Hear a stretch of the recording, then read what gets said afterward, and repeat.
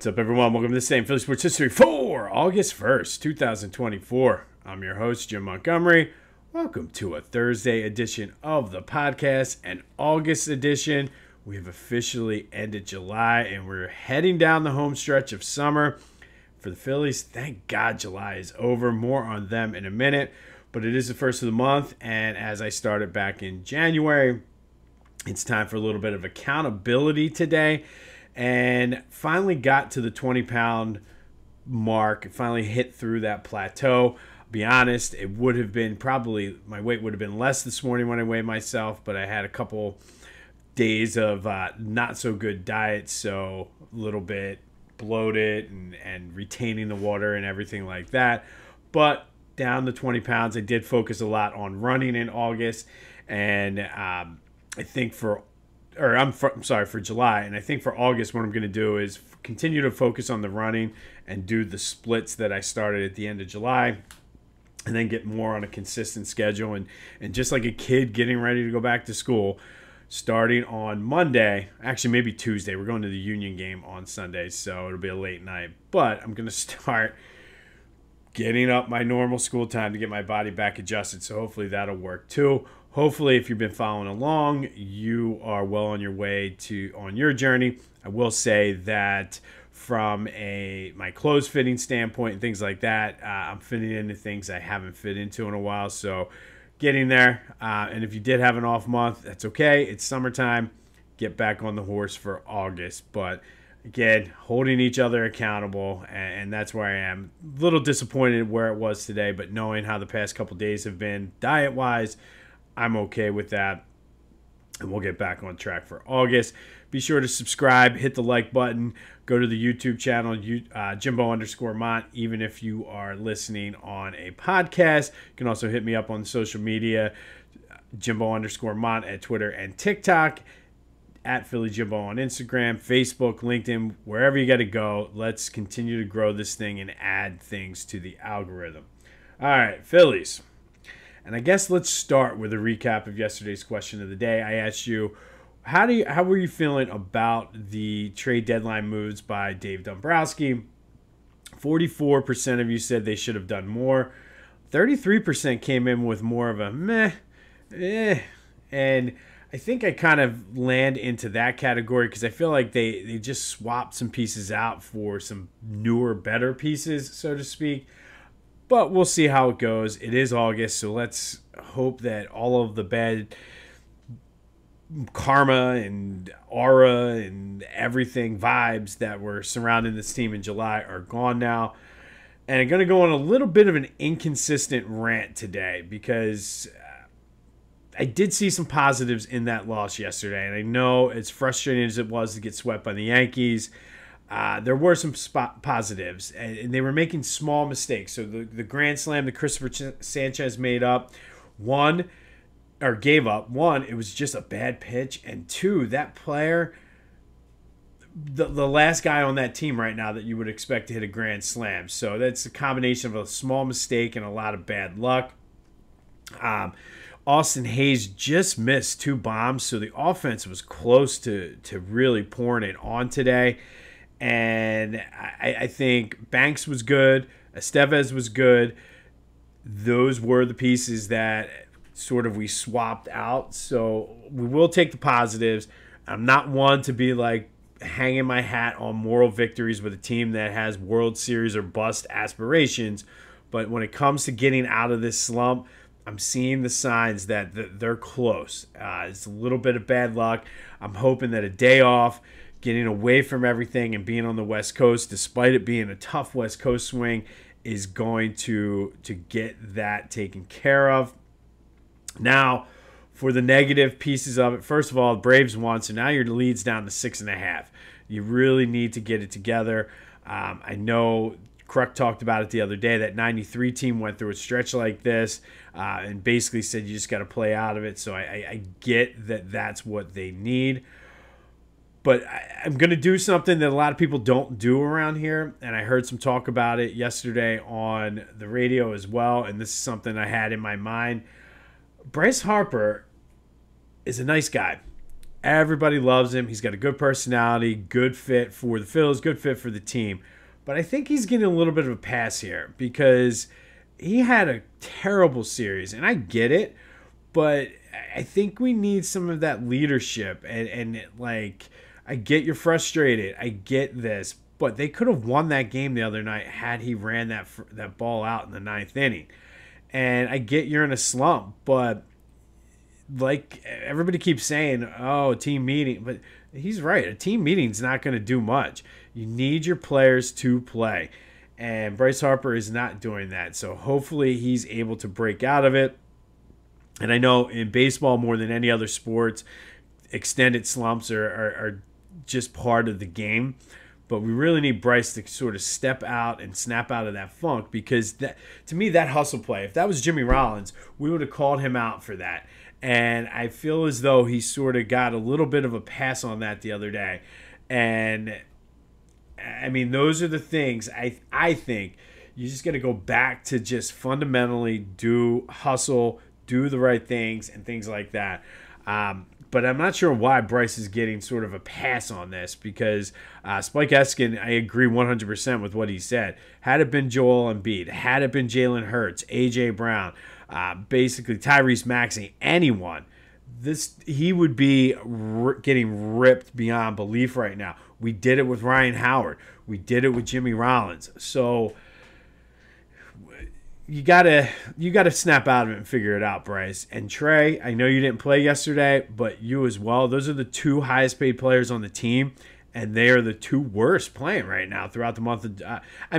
I'll give Trey the beginning of July, he was good, but the past couple weeks, like, they've been the two worst players. So I'm confident that they will be able to get out of it.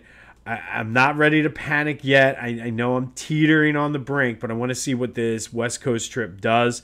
But the Braves are right there now, 6.5. This division is far from over, so we need to get it together. And hopefully, if you continue to do the right things and kind of play through it, some of those breaks that have been going against. So maybe the Austin Hayes hits carry just 6 more inches. Or maybe he just misses that pitch that Sanchez does.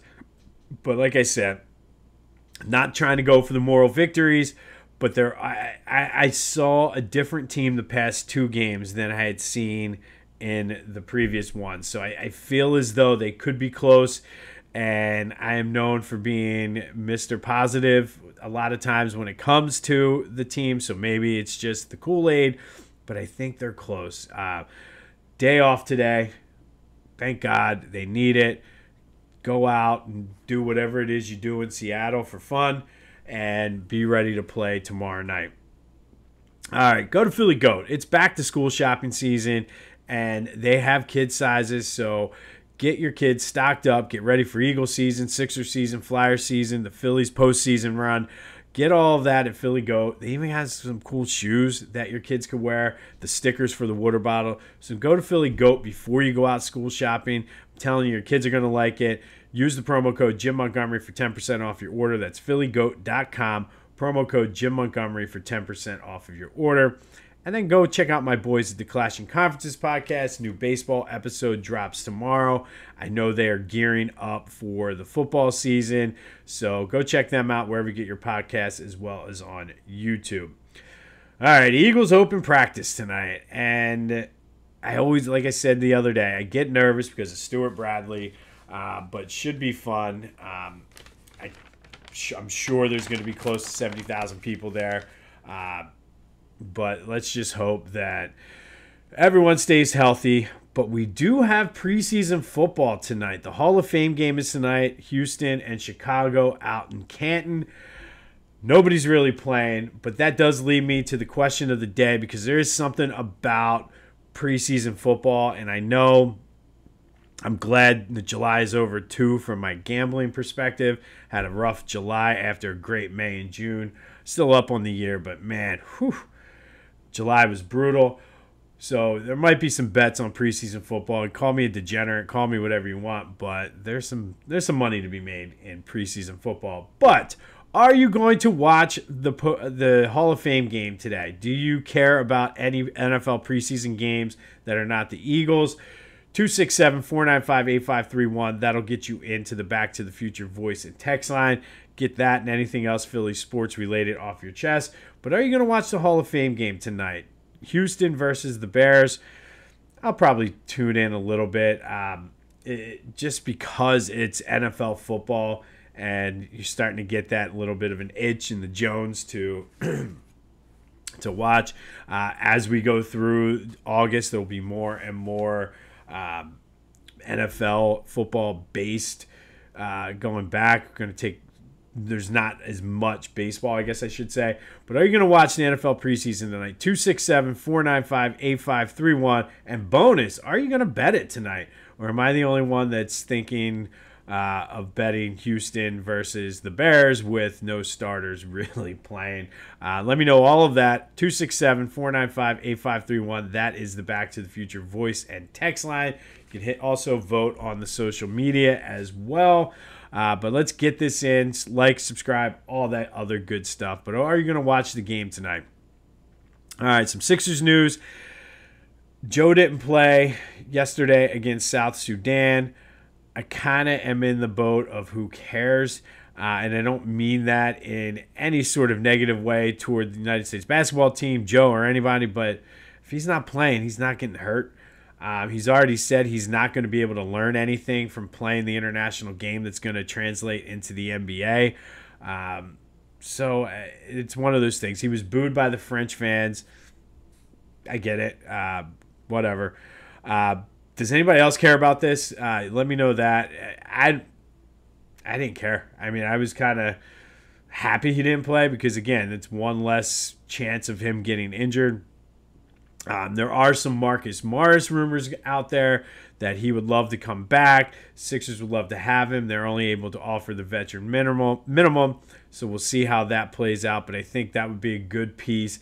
And then I'm kind of satisfied with sort of where this roster is and who they got, and as they get ready to start training camp in a couple months. All right, today we are going to go back to 1950, and on this day in 1950, the Phillies split a doubleheader with the Reds. They won Game 1 6-4, lost Game 2 4-1.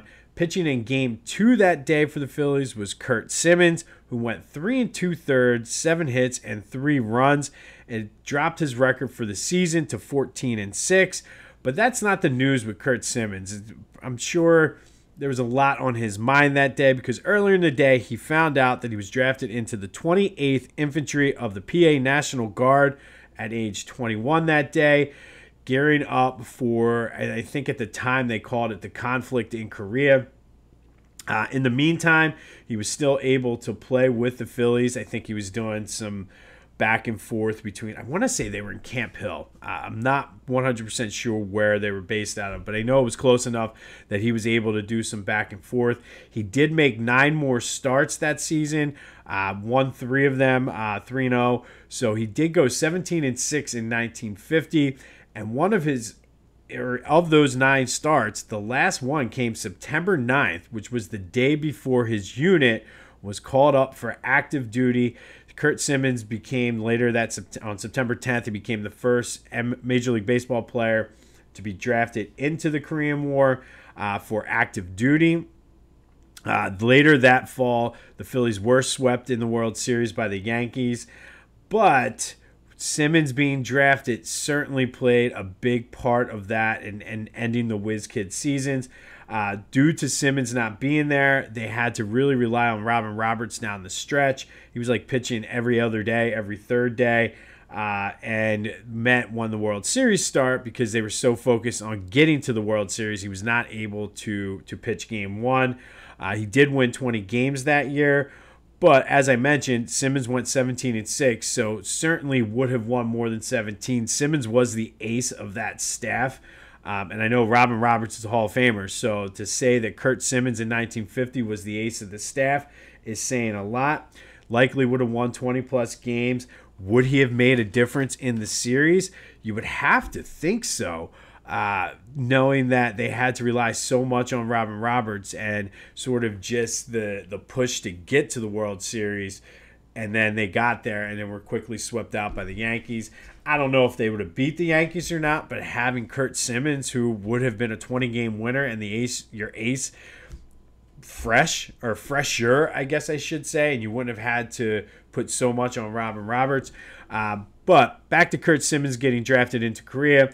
He was the first to go to active duty, but many stars ended up going in, whether they stayed stateside or went over for active duty. Willie Mays had some time in the Army, Whitey Ford, Ernie Banks, even though Ernie Banks at the time was still playing for the Kansas City Monarchs. And probably the most famous person was Ted Williams going into the Korean War. Missed, I think, 3 years of his career, 3 years of a Hall of Fame career. Willie Mays missed a year, so who knows what his numbers would have been like had he not had to serve.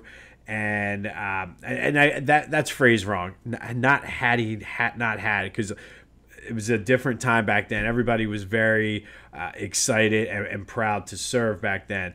But these guys were certainly heroes. But on this day in 1950, Curt Simmons found out he was drafted into the 28th Infantry of the PA National Guard, and then ultimately, about 6 weeks later, was drafted into active duty over in Korea, ending his 1950 season, a season where he went 17-6, had a 3-something ERA, and was certainly the ace of the Whiz Kids, missing out, though, on the World Series. But shout out to you, Mr. Simmons, who passed away a couple years ago.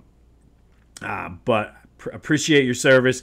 Thank you for giving the sacrifice of the 1950 season to do the right thing, to fight for our country. But that all happened. He found all this out on August 1st, 1950, setting off a chain of events in the next 6 weeks that would lead him to be the first Major League Baseball player to be drafted into active duty in the Korean War. Okay, finally today, our Philly Olympic Spotlight. We're going to take a look at Kahleah Cooper from Philadelphia, who was a basketball player she's from North Philly. She went to Girard College and then ended up graduating from Prep Charter.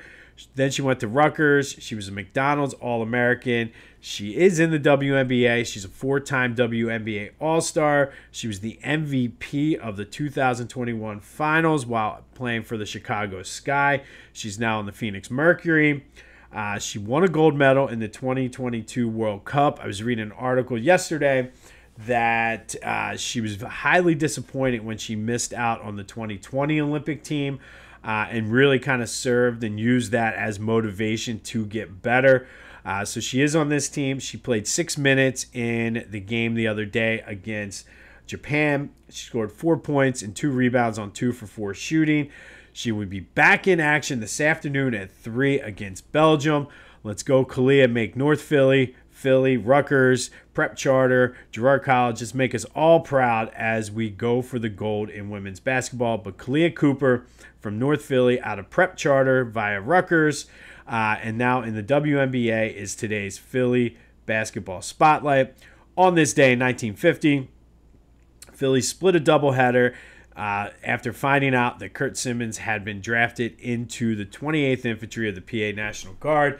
6 weeks later, he would be drafted into active duty and would be unavailable for the Phillies World Series run against the Yankees, and it certainly did not bode well for the Phils without their ace. But kudos to him for going and becoming the first Major League player to go to active duty in Korea, and far from the last, as many other stars and Hall of Famers ended up fighting over in Korea for the United States. Phillies are off, so they can't lose. Hopefully, like I said, you turn the page here. Hopefully, the Braves are playing the Marlins. Hopefully, the young guys now on the Marlins, after they traded away a few guys, hopefully they come out inspired and can knock off the Braves and get that lead back to 7. I'm not going to hold my breath on that, but West Coast, maybe it's the fresh air out there in Seattle. Something will spark something with the Phillies. But let's hope that this is just a little blip on the radar and not a sign of things to come. Be sure to answer the question of the day. Are you watching NFL football tonight? Bears, Texans, and then bonus, are you even going to bet on it? I will. Yes, say what you want. That's okay. Be sure to like and subscribe anywhere you're listening to this. Go to the YouTube channel. Stay up to date on that. I'm still trying to figure out some options for maybe some Eagles watch-alongs or something in the fall. Just got to figure out. There's one thing I'm missing, and I can't figure out what it is. So best way to stay in the loop is to subscribe to the YouTube channel.